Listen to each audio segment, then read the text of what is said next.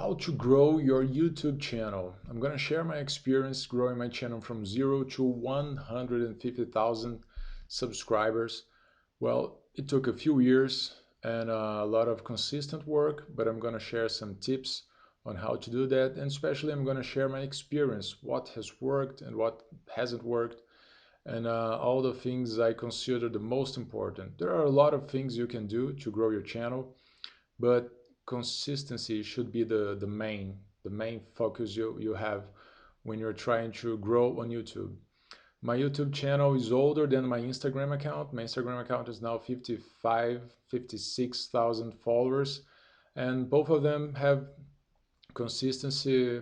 I create content on them on a very consistent basis, and it's all organic basically. Okay, I still don't do much of paid ads. Oh, it's very easy and all, but I'm the main content creator. It's a small business, and I'd like to share with you the things I've been doing and how you can do the same thing to grow your channel, and especially to get started.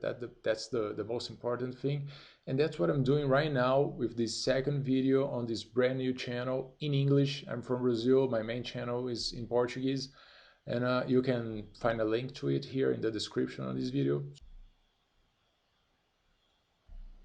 You actually don't need to get too fancy about it. Now I have this video camera. It's just a Canon 70D.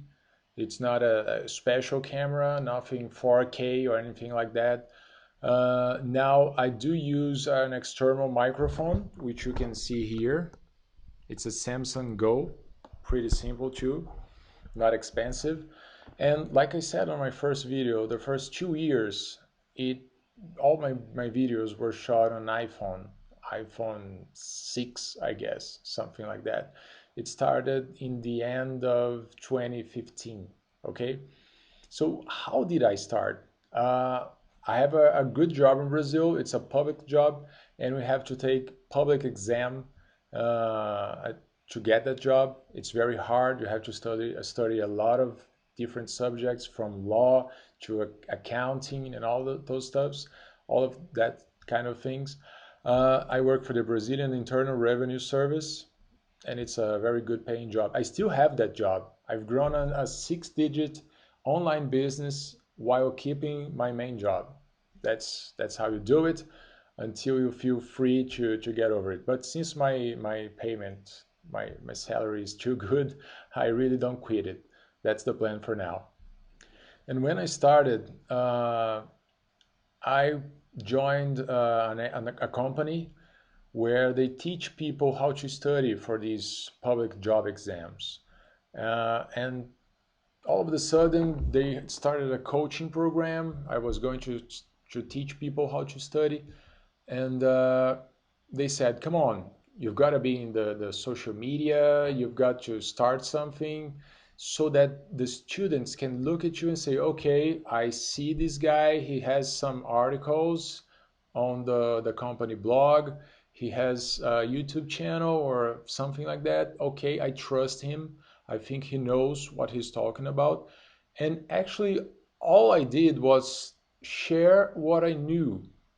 You can know very little of the subject you're trying to teach, but if you know more than the other person, you can teach them. That's all it takes. You don't have to have a you don't need to have a special degree or something. You just have to show, come on, I've done this, I know this, I can help you.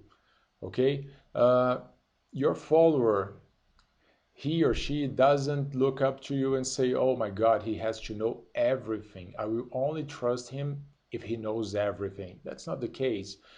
We're all trying to learn a little bit more than we know already.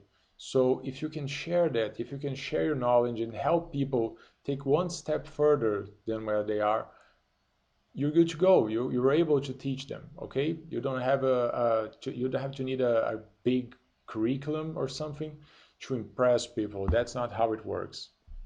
So I had to teach people how to study, and it has been years since the last time I studied something.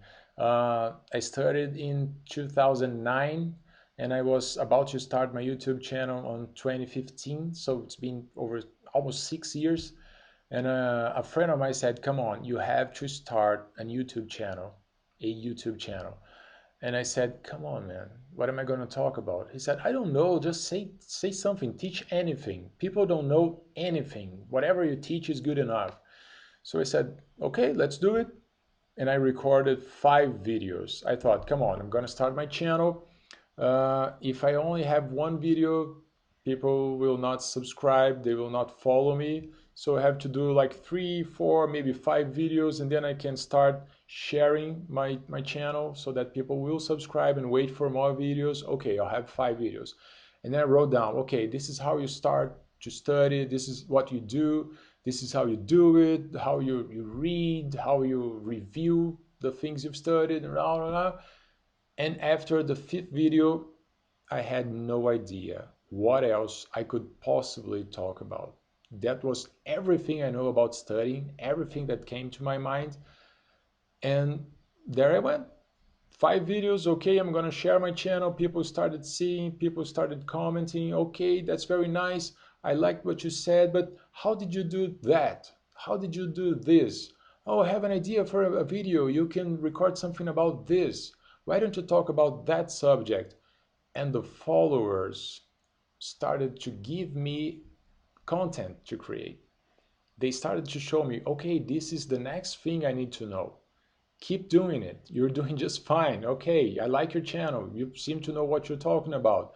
Go ahead. How do you do this? How do you do that?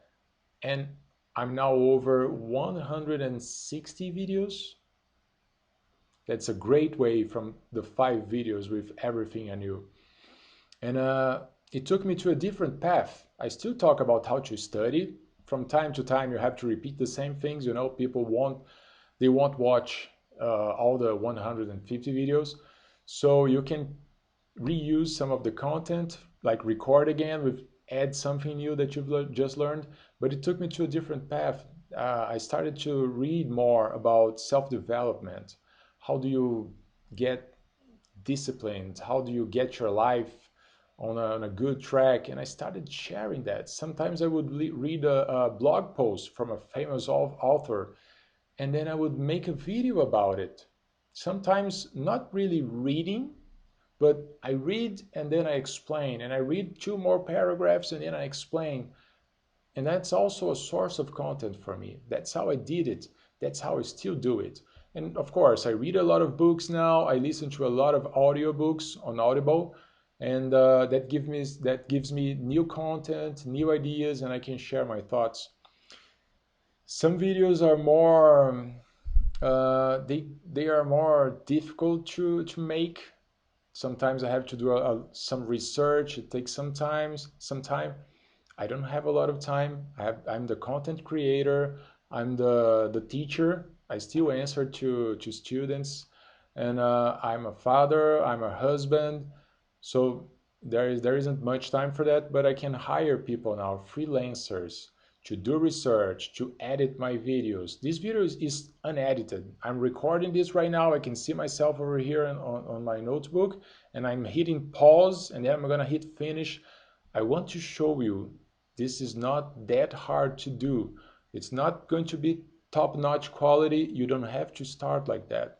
That's how you start. You take it simple, you make it easy, and you keep going. So my first advice to you is get started. Just get started. Take some ideas, 3, 4, 5, record a few videos, get your content flowing, share on social medias, share to friends, to family. Do it. Just do it. YouTube is always trying to bring new people to the environment. So it's going to share your video. It's going to show some other people your videos. Some people start faster, others start slower. You just have to get started. You will get better at it over time. You will get more quality videos. You get more quality content.